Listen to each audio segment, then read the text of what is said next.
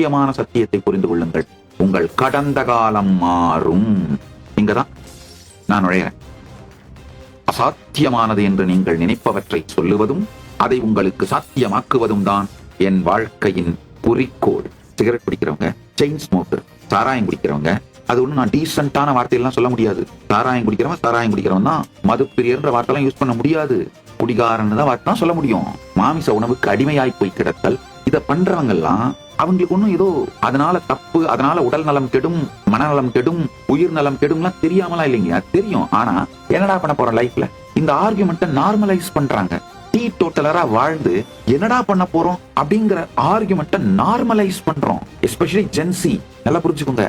Tea totaller lifestyle என்ன பிளசண்டான இருப்பே பிளஷரா இருக்குங்கயா. Celebrate being a human. ஏய் ஜென்சி, முதல்ல இத புரிஞ்சுக்கோங்கப்பா. ஃபர்ஸ்ட் ஸ்டெப்புங்க லைஃப்ல.